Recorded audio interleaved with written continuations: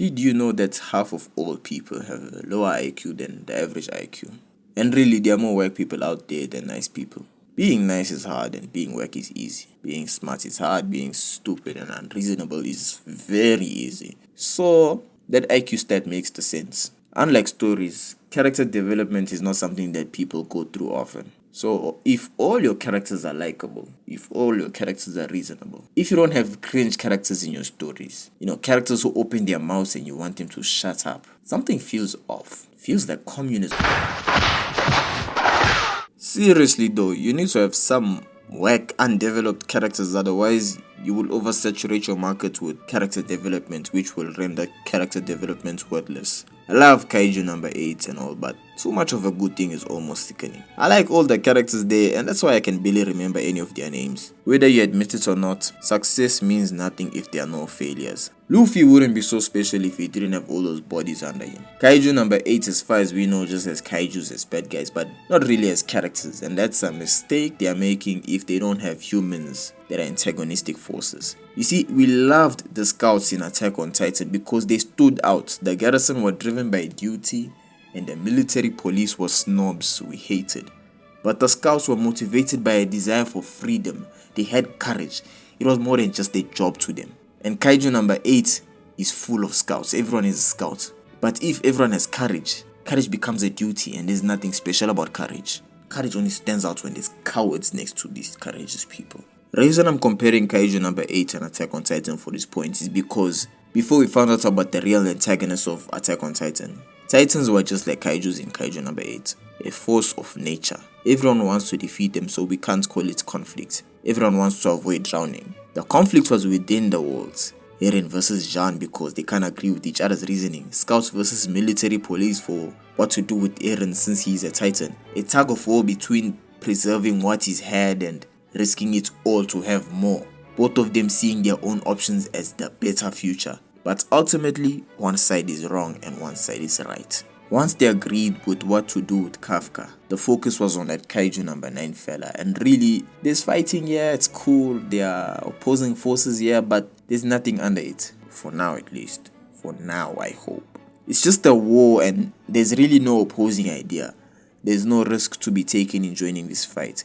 We aren't gambling here, so I don't care. The most I cared was when they were arguing about whether to kill Kafka. I hate when authorities are being stupid. Unfortunately, that's when I really care. When we hate something, we want to see it conquered. That's all there is to it. So give us something to hate.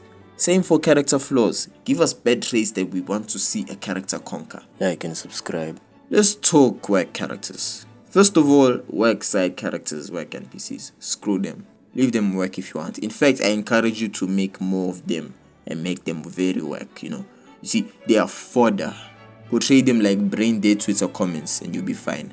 Either have them be perpetual haters so everyone who matters looks good for going against them, or have them be brain dead NPC follower types so the antagonist always looks like they have numbers behind them and the characters who matter look all the better for going against the tides. Now let's talk about wack characters that matter. See, if someone you don't know lies a lot, they are scam. But if it's someone you know, you get used to it and you might even excuse it or work around it when you are with them because you know they are good deep down. You know that lying is just a trait and it's not who they truly are. This is the case for people you don't know too, but you don't know that, do you? You don't even care. You don't care about them. And that's how it is with characters you know. Their wackness is just a mere trait. These traits are what we call character flaws. Some of these flaws are just bad habits like Usopp's lying and Sanji's pervy behavior. And some of them are tragic flaws that could lead to their demise if they aren't conquered, like Usopp's lack of self-worth that makes him think he's useless, and Sanji's lack of self-worth that makes him sacrifice himself because he feels he doesn't mean as much as others. Bad habits are usually played for laughs in anime, but One Piece uses them to reveal important character traits.